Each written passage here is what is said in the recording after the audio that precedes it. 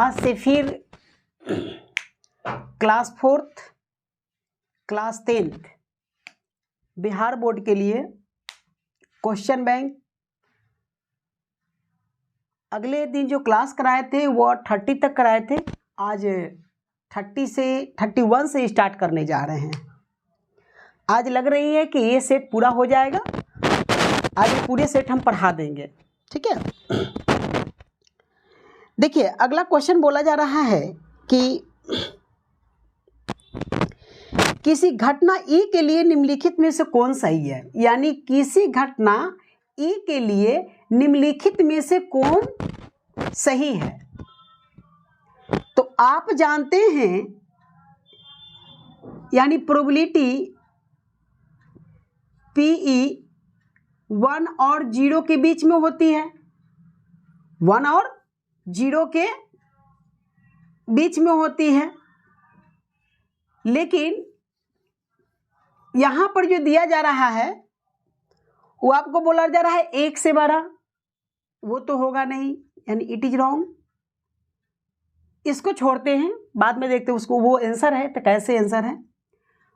1 से बड़ा या बराबर दे रहा है, ये भी नहीं होगा, और ये माइनस में दे रहा है तो भी नहीं होगा, यानी ये होगा। यानी 0 और 1 के बीच में जो आती है वही माने किसी घटना ई के लिए एक सही प्रायिकता माना जाता है, प्रोबेबिलिटी मानी जाती है। तो इसका मतलब है कि इसका आंसर क्या होगा, बी होगा, यानी पीई ग्रेटर देन 0। चलिए अब है 32 क्वेश्चन। देखिए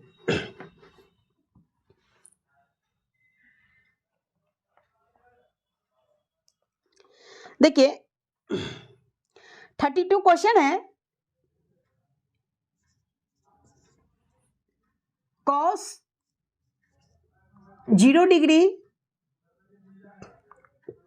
cos 2 degree, cos 3 degree, dash dash dash cos 90 degree equal dash दे रहा है। यानी क्या होगा, आपको 4 ऑप्शन दिया गया है। Option A 0, option B 1, option C -1 और ऑप्शन डी √2। देखिए ऐसे क्वेश्चन में जो है जब सभी इनटू में हो तो आप जानते हैं कि 1 से लेकर 90 तक लिखेंगे काफी समय लग जाएगा, और ऑब्जेक्टिव क्वेश्चन पूछी जा रही है। तो जब कभी भी इंटू में हो तो और कुछ मत करना है, इसे जहां दिखेगा 0 होगा वही इसका आंसर होगा। ये डी है, ये सी है, जहां दिखेगा 0 होगा वही इसका आंसर होगा, यानी ऑप्शन नंबर 1 करेक्ट। बाकी 1 नहीं होगा। 1 कब होता, जब ये प्लस में होता और स्क्वायर रहता तब 1 होता, माइनस तो हो ही नहीं सकती, रूट अंडर तो हो ही नहीं सकती, यानी ये भी कैंसिल हो जाएगा। ठीक है, आप देखिए 33 है, यदि tan थीटा इक्वल 3/4 हो तो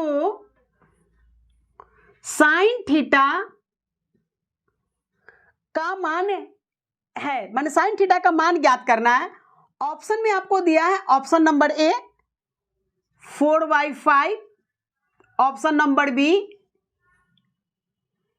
2/3, ऑप्शन नंबर सी 4/3 और ऑप्शन नंबर डी 3/5।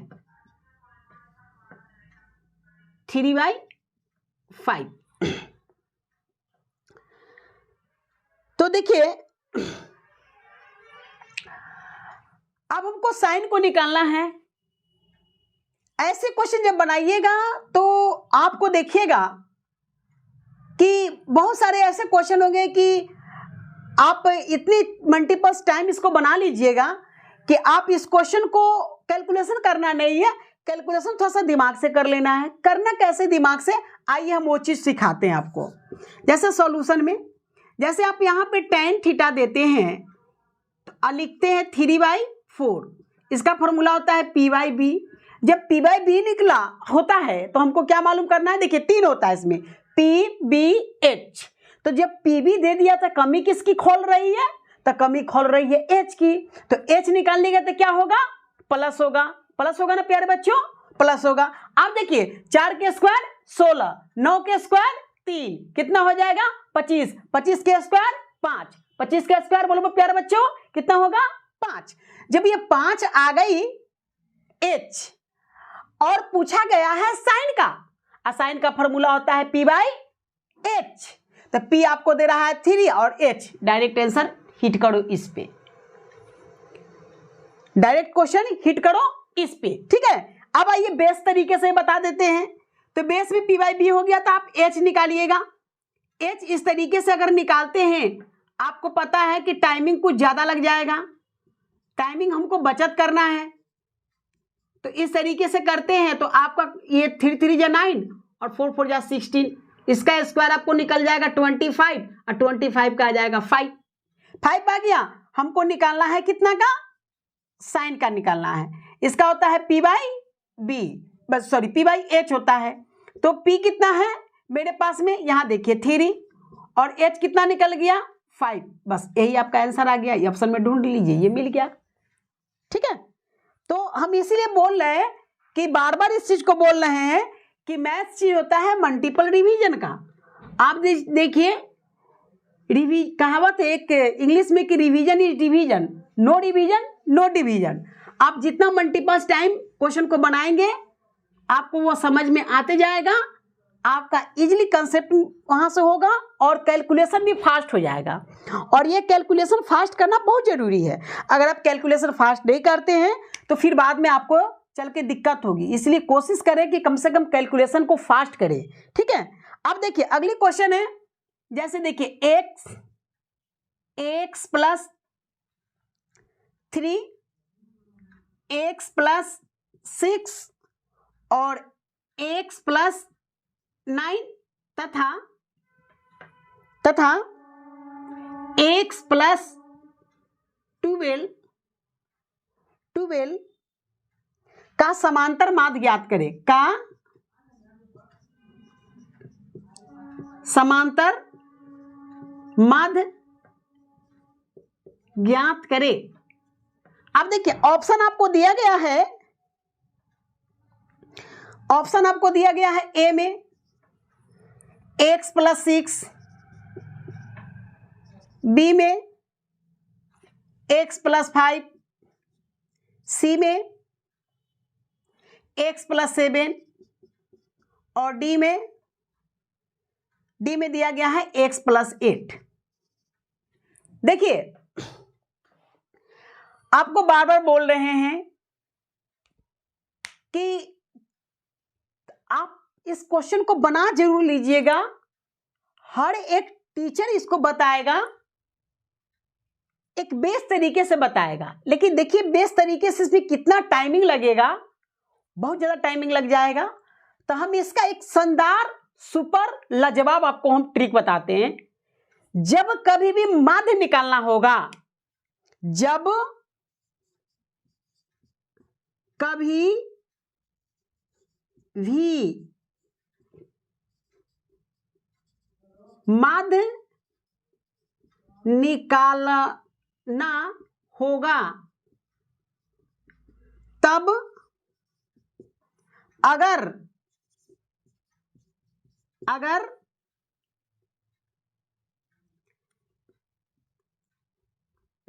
संख्या विषम हो और संख्या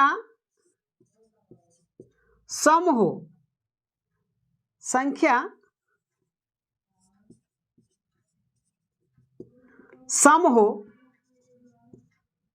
तब क्या होगा।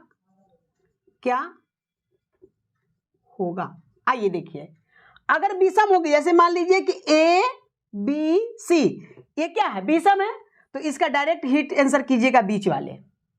अगर संख्या सम होगी, जैसे मान लीजिए कि A B C and D, ये क्या हो गया, तो इन दोनों को साइड वाले को करके इसको क्या कम कीजिएगा कि b प्लस c/2, इसको 2 से डिवाइड कर दीजिएगा, डायरेक्ट आंसर निकल जाएगा।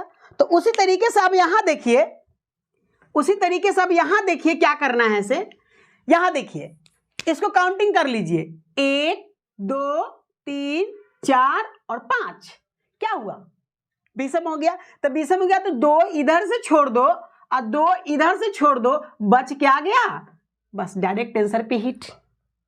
इसलिए बोलते हैं कि टेक्निक जरूरी है और टेक्निक से आप इस चीज को पकड़ बनाइए। जब आप टेक्निक जान जाते हैं, है ना, तो आपको लिए ये हिसाब बहुत इजी हो जाता है। आप इसी चीज को फिर बनाइए, क्या कीजिएगा, सबको जोड़ के फिर उतने से डिवाइड करके फिर उसका मार्क दे के निकालिए तो काफी टाइम लग जाएगा, है कि नहीं। तो इस टाइम को बचत कीजिए। देखिए टाइम को अगर बचत करते हैं तो फिर आगे भी क्वेश्चन होंगे जो कुछ हार्ड क्वेश्चन होंगे जिसपे आपको सॉल्यूशन करना पड़ेगा, तो उसके लिए तो कम से कम टाइम बचत कीजिए, ठीक है।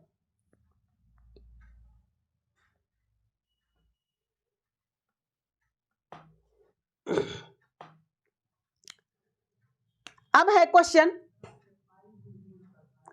35, sine 80 degree upon cos 72 degree. Option में आपको पहला ऑप्शन 0 1 -1 और डी इंफिनिटी। अब आपको समझना है, अब देखिए ये सब क्वेश्चन को फिर भी इस तरीके से बताएं तो टाइमिंग लगे जाएगा। आप देखिए ऐसे क्वेश्चन को जब बनाना है तो कुछ नहीं करना है, आप डायरेक्ट देखिए कि 2 तरीके हैं। एक तरीका यह है कि आप साइन को चेंजिंग कीजिए, साइन को चेंजिंग कीजिएगा। जैसे पहला तरीका, ये बेसिक तरीका देख लीजिए, बेसिक, जैसे साइन 90 डिग्री -72 डिग्री अपॉन, फिर इसको लिखिएगा कॉस 72 डिग्री। ये साइन किस में कन्वर्ट हो जाएंगे, तो कॉस में 72 डिग्री अपॉन कॉस 72 डिग्री। तो आप इससे काटिएगा तो 1 होगा। लेकिन हम आपको कहते हैं कि ये फ्लो मत कीजिए, ये करना ही नहीं है। जब ये करना है तो फिर 50 क्वेश्चन कैसे होंगे, उसको बचत करना है ना, तो फिर 50 क्वेश्चन नहीं बनेगा। तो आप देखिए इन दोनों को जोड़िए, इन दोनों को जोड़िएगा, जैसे ये 19 पुर जाएगा तो 19 का मतलब क्या हो जाएगा, 1, बस डायरेक्ट 1 पर टिक लगाइए, डायरेक्ट कितना पे लगाइए, 1 पे लगाइए। और ये जो ऊपर और नीचे दिया रहेगा वो जोड़ने के बाद आपको 90 आएगा ही आएगा, एकदम निश्चित है कि आएगा। तो आप इस टेक्निक को अपनाइए और ज्यादा नंबर पाइए, ठीक है। अब देखिए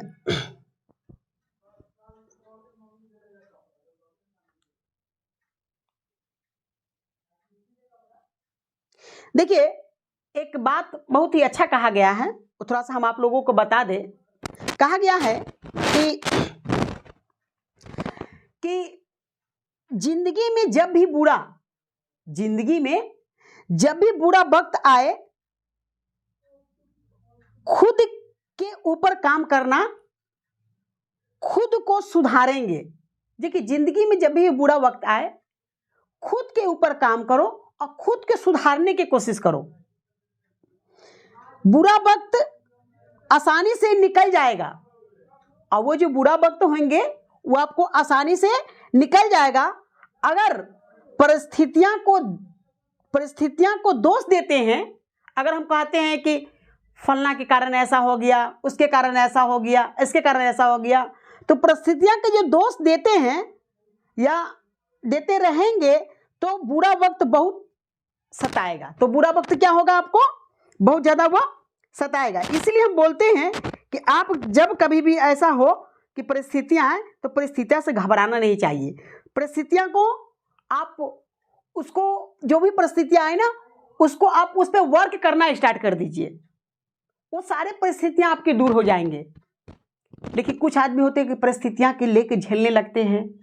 कुछ आदमी कहेंगे कि सर हम रात में उठ नहीं पाते हैं, रात में पढ़ नहीं पाते हैं। कुछ लोग कहेंगे कि तो ये सब जो बहाना है अगर करते हैं तो फिर आप जीवन में कभी सफल नहीं हो पाइएगा। इसलिए सफलता का एक ही मूल मंत्र है कि आप परिस्थितियां पर वर्क करना स्टार्ट कर दीजिए। वो जो परिस्थितियां आई है वो डर के भाग जाएगी, तो वो परिस्थितियां आपको बार बार सताएगी, है ना। इसलिए कभी भी इस तरीके की परिस्थितियां हैं तो घबराना नहीं चाहिए। अब देखिए, अब अगली क्वेश्चन है कि यदि px बराबर x² माइनस 3x माइनस 4 हो तो शून्य ज्ञात करें। आप देखिए, ये इतनी अच्छी क्वेश्चन है, ये इतना अच्छा क्वेश्चन है कि जिसका कोई जवाब नहीं। अब देखिए 2 मिनट में यह क्वेश्चन बनेगा। 2 मिनट तो ज्यादा बोल दिए, 2 सेकेंड में यह क्वेश्चन बनेगा। कैसे बनता है इसे?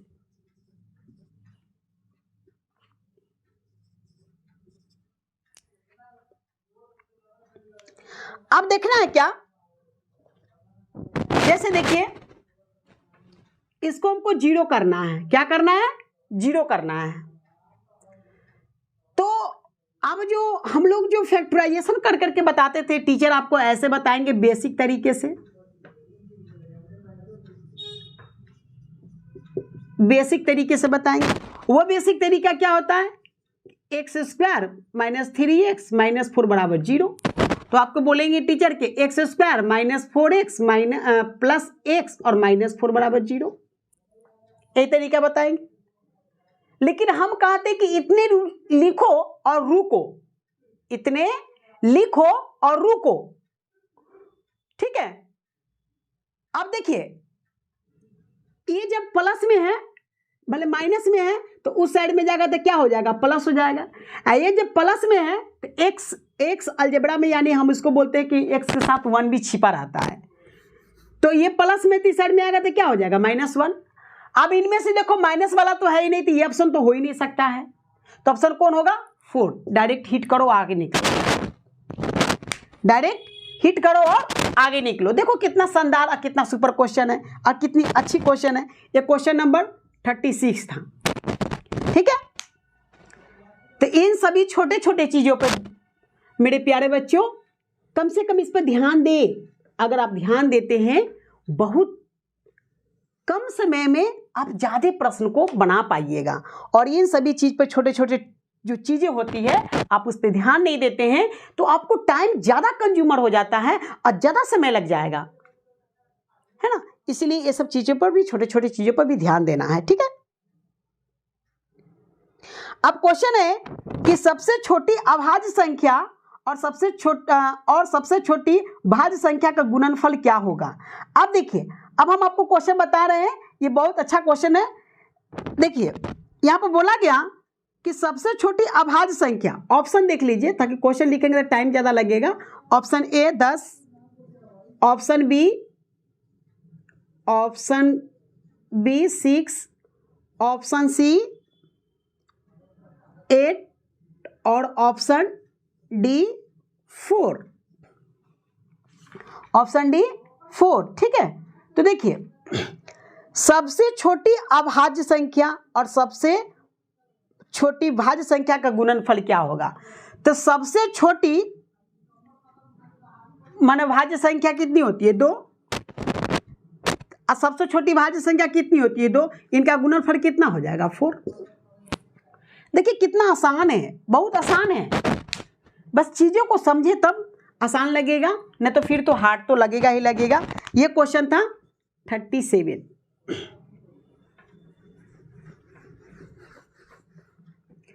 अब देखिए 38।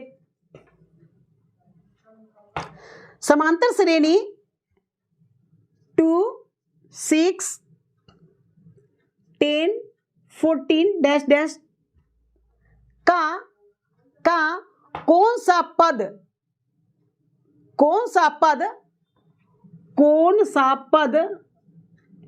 82 है। कौन सा पद 82 है। अब कौन सा पद कहे तो पद का मतलब क्या? n। पद का मतलब क्या? n। इसका मतलब है कि आपको क्या दे दिया? tn। Tn आपको 82 दे दिया, A आपके पास में कितना दे दिया, 2 दे दिया, D निकालिएगा तो कितना हो जाएगा, T2 - T1 यानी 4 हो जाएगा। आप डायरेक्ट इसको यूजिंग फार्मूला पर कर दीजिए, ठीक है।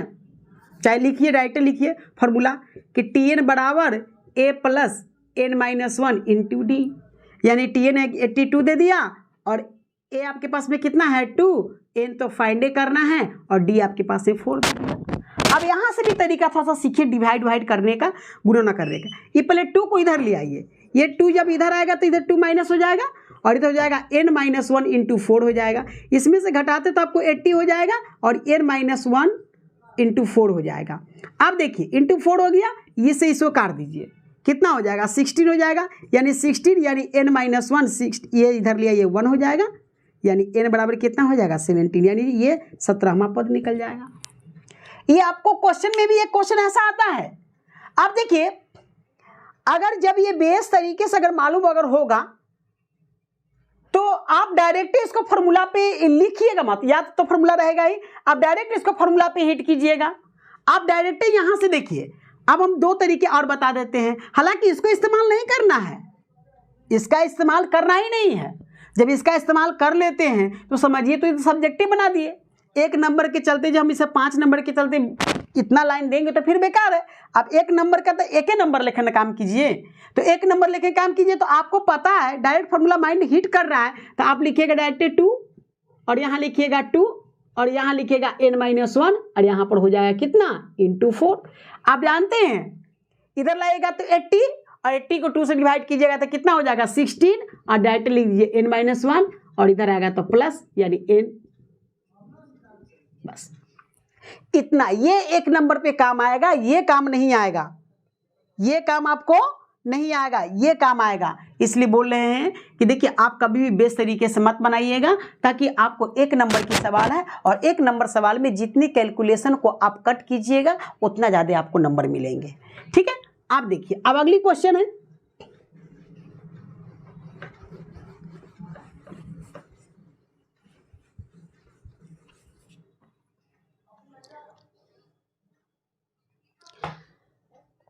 अब है 39। क्वेश्चन है कि एक शंकु की त्रिज्या तथा ऊंचाई r और h है तो उसका आयतन, वाह वाह वाह वाह, शंकु के आयतन पूछ रहा है।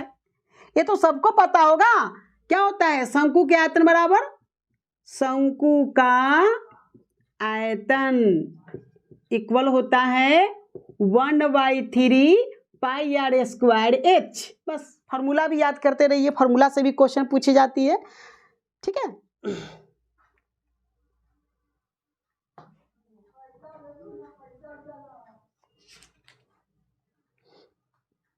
चलिए अब है 14 नंबर यानी 40 नंबर क्वेश्चन देखिए।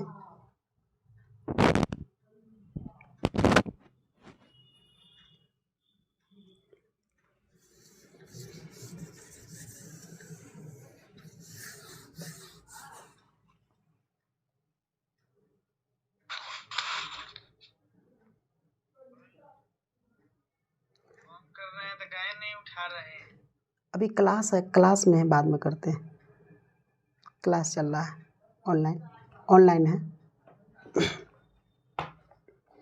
देखिए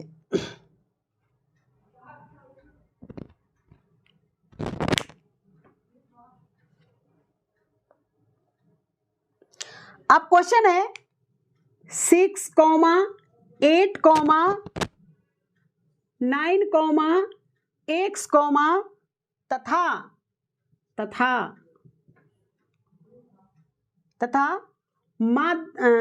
हाँ तथा 6, 8, 9, देखिए 14 नंबर क्वेश्चन है 6, 8, 9 x तथा 13 का मान 10 हो तो x निकाले, x यहाँ पे x निकाले, ये करना है, ठीक है। अब देखो मेरे प्यारे बच्चों, अब क्या करना है, यहाँ पे आप लिखिएगा माध्य बराबर टोटल अंक को जोड़ दीजिएगा, यानी कितना 6 + 8 + 9 + x + 13 अपॉन कितना 1 2 3 4 5 तो 5 और माध्य कितना है 10। तो आप सबको जोड़ दीजिए। तो जब सबको जोड़ते हैं तो कितना हो जाता है 9 3 12 22 और 8 6 14 यानी आपको हो जाएंगे 36 प्लस एक्स अपॉन में 5। क्रॉस मल्टीपल कर दो और इधर हो जाएगा 36 प्लस एक्स, इधर आएगा तो -36 बराबर एक्स, यानी एक्स बराबर कितना हो जाएगा 4 और 1, ये 14 आ गया। एक्स का वैल्यू कितना निकल गया 14। यहाँ पे कितना आ जाएंगे 14। ठीक है, चलिए आप इसी तरीके से 40 तक हो गया है। अब 10 क्वेश्चन बच गया हुआ है तो उसको कल हम देखेंगे। ठीक है, जय हिंद जय भारत।